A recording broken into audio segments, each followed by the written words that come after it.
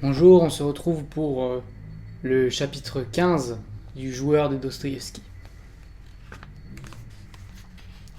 Elle me regardait fixement, sans bouger, sans même changer d'attitude. J'ai gagné 200 000 francs, lui criai-je, en tirant de ma poche le dernier rouleau. Un énorme tas de billets et de pièces d'or recouvrait toute la table. Je ne pouvais en détacher mes yeux. Par moments, j'oubliais tout à fait Paulina. Tantôt je commençais à mettre les billets en ordre en les rassemblant par liasses, tantôt j'entassais l'or à part, tantôt j'éparpillais le tout et me mettais à arpenter la chambre à pas rapides, absorbé par ma rêverie. Ou bien soudain, je revenais à la table et recommençais à compter mon argent. Subitement, comme si je reprenais mes esprits, je me précipitais sur la porte et la fermais à double tour. Ensuite, je m'arrêtais, irrésolu, devant ma petite valise. Faut-il le mettre dans la valise jusqu'à demain ? Demandai-je, en me tournant brusquement vers Paulina, et en me rappelant tout à coup sa présence. Elle était toujours assise à la même place, sans bouger, mais elle ne me quittait pas du regard. Elle avait une expression étrange qui me déplut. Je ne me tromperais pas en disant qu'il y avait là de la haine. Je m'approchai d'elle rapidement. Paulina, voici 25 000 florins. Cela fait 50 000 francs, plus même. Prenez-les et allez les lui jeter demain à la figure. Elle ne me répondit pas. Si vous voulez, je lui porterai moi-même demain matin, oui ? Elle se mit soudain à rire. Elle rit pendant un long moment. Je la regardai avec une surprise douloureuse.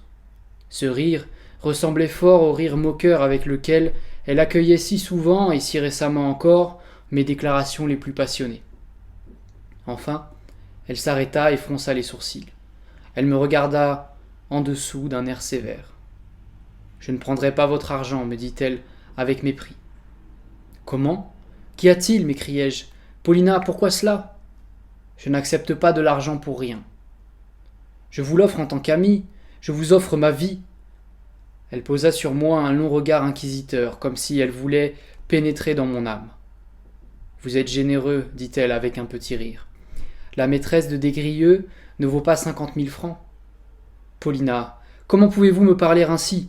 M'écriai-je d'un ton de reproche. Je ne suis pas Desgrieux. Je vous hais. Oui, oui, je ne vous aime pas plus que Desgrieux, cria-t-elle, et ses yeux se mirent à étinceler. Elle cacha son visage dans ses mains et eut une crise de nerfs. Je me jetai vers elle. Je compris qu'il avait dû arriver quelque chose pendant mon absence. Elle semblait n'être pas en possession de ses esprits. Achète-moi, veux-tu ? Veux-tu ? Pour 50 000 francs comme Desgrieux, lança-t-elle au milieu de sanglots convulsifs. Je la pris dans mes bras, lui baisai les mains, les pieds, tombai à genoux devant elle. La crise passait. Elle posa ses mains sur mes épaules et me contempla avec attention. On eût dit qu'elle voulait dire quelque chose sur mon visage. On eût dit qu'elle voulait lire quelque chose sur mon visage. Elle m'écoutait, mais visiblement n'entendait pas ce que je lui disais. Une expression soucieuse, songeuse apparut sur ses traits. J'étais inquiet. J'avais décidément l'impression qu'elle devenait folle. Elle m'attirait doucement vers elle, un sourire confiant errait sur ses lèvres, puis soudain, elle me repoussait et recommençait à me dévisager d'un air sombre. Brusquement, elle me saisit dans ses bras. « Tu m'aimes, n'est-ce pas ? Tu m'aimes » disait-elle. « Puisque tu voulais te battre pour moi avec le baron ?» Et tout à coup, elle éclata de rire, comme à l'évocation d'un souvenir comique et plaisant. Elle riait et pleurait tout à la fois. Que pouvais-je faire ? J'étais moi-même fiévreux.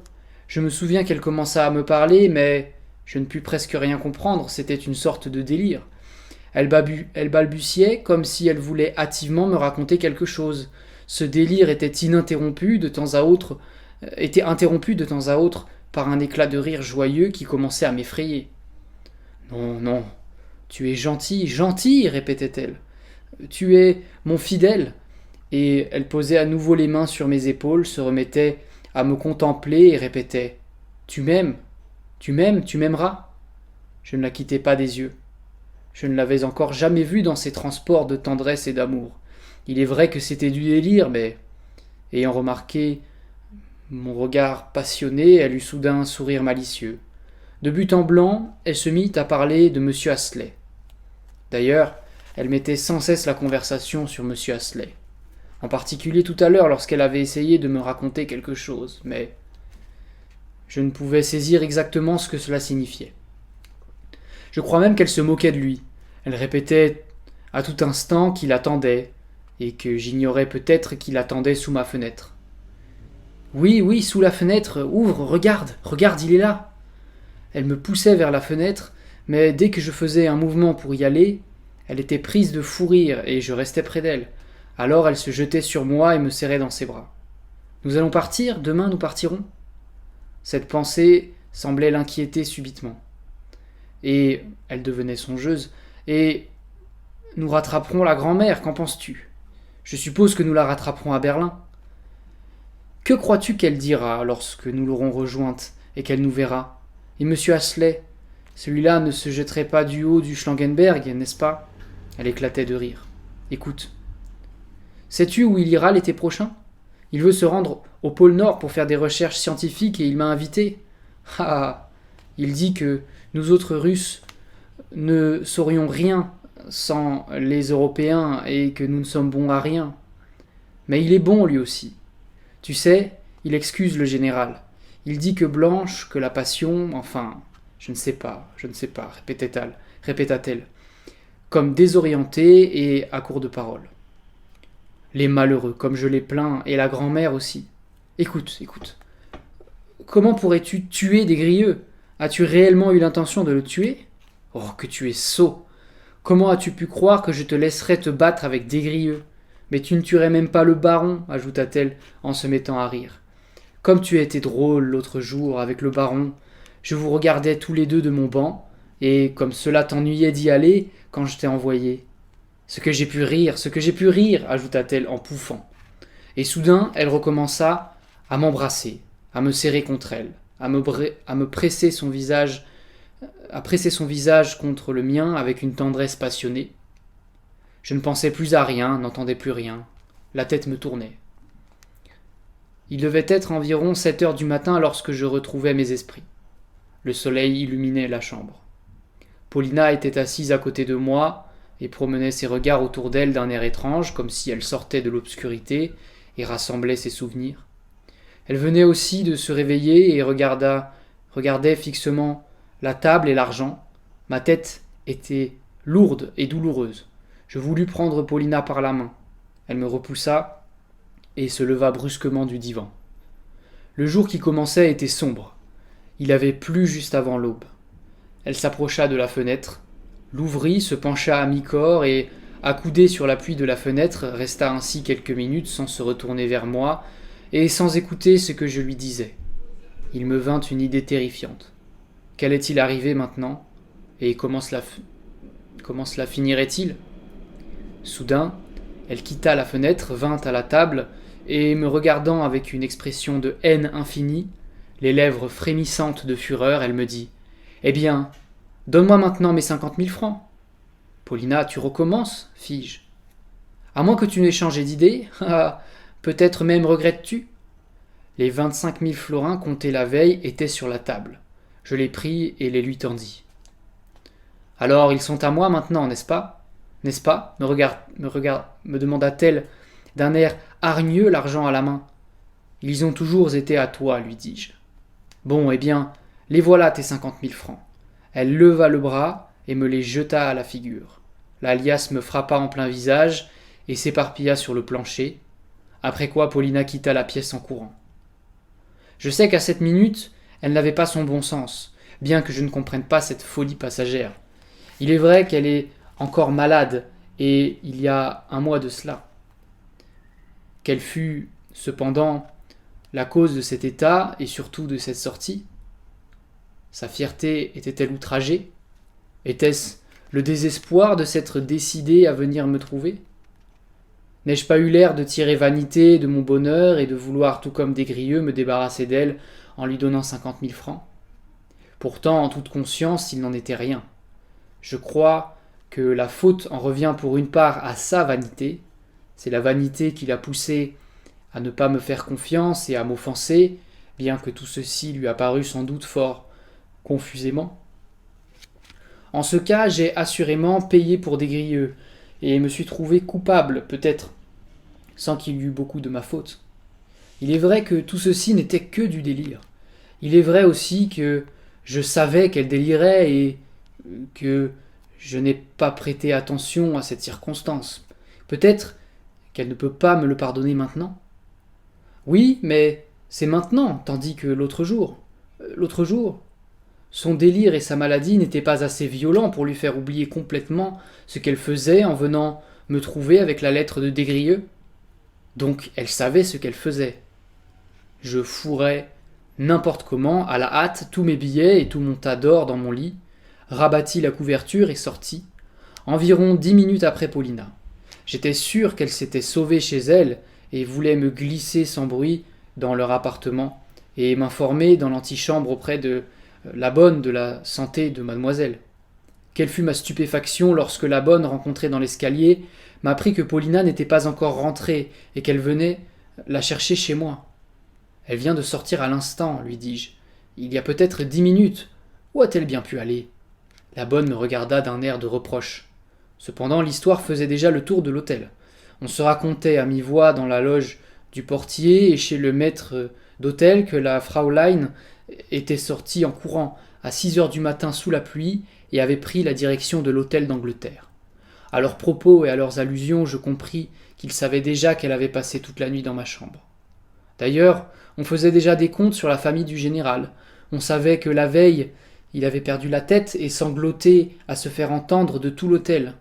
On racontait à cette occasion que la grand-mère était sa mère, qu'elle était venue tout exprès de Russie pour défendre à son fils d'épouser mademoiselle de Comminges et le déshériter s'il désobéissait. Comme il avait refusé de se soumettre, la comtesse s'était ruinée sous ses yeux à la roulette, de propos délibérés pour ne rien lui laisser. Diese Russen, répétait le maître d'hôtel avec indignation en hochant la tête. Les autres riaient. Le maître d'hôtel préparait la note. On savait déjà que j'avais gagné. Karl, le garçon de mon étage, fut le premier à me féliciter.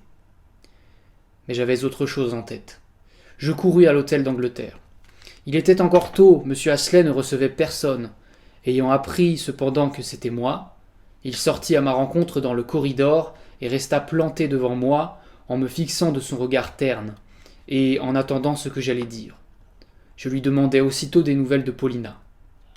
Elle est malade, me répondit M. Astley, en me regardant toujours droit dans les yeux. Ainsi, elle est bien chez vous. Oui, elle est ici.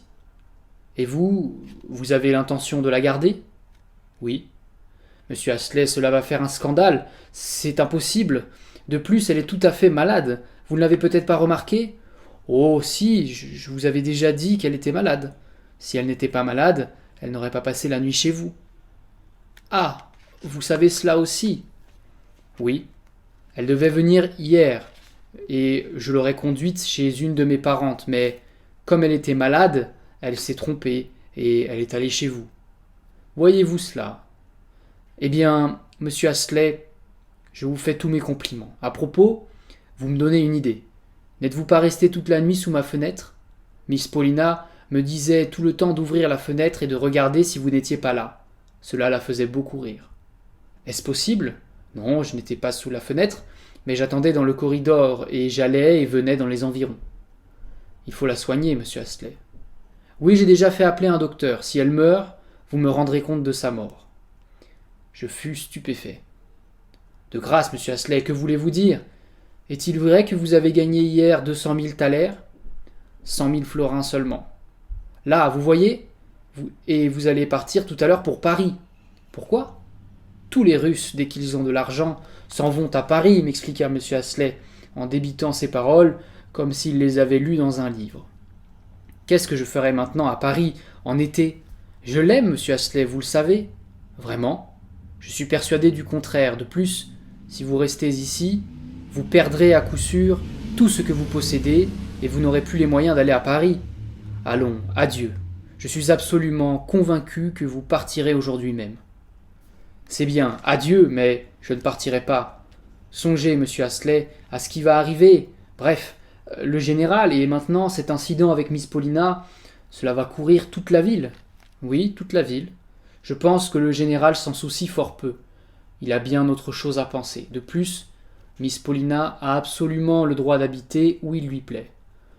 Pour ce qui est de sa famille, on peut dire à juste titre qu'elle n'existe plus. » En m'éloignant, je riais de l'étrange assurance de cet Anglais, qui prétendit que j'allais partir pour Paris. Cependant, il veut me tuer en duel si mademoiselle Paulina meurt, songeai-je. C'est encore agréable. Je jure que j'avais pitié de Paulina, mais chose étrange, depuis le moment précis où je m'étais approché hier de la table de jeu et avais commencé à amasser des liasses de billets, mon amour était en quelque sorte passé au second plan. Je dis cela maintenant. Sur le moment, je n'en avais pas eu nettement conscience. Étais-je donc vraiment un joueur? Aimais-je donc Paulina d'une façon aussi bizarre? Non, Dieu m'est témoin que je l'aime encore. Et lorsque je sortis de chez M. Astley, je souffrais sincèrement et me faisais des reproches en rentrant chez moi. Mais il m'arriva alors une aventure des plus étranges et des plus sottes. Je me rendais en hâte chez le général quand soudain, non loin de leur appartement, une porte s'ouvrit et quelqu'un m'appela. C'était madame Veuve de Comminges. Elle m'avait appelé sur ordre de mademoiselle Blanche. J'entrai dans l'appartement de la jeune femme.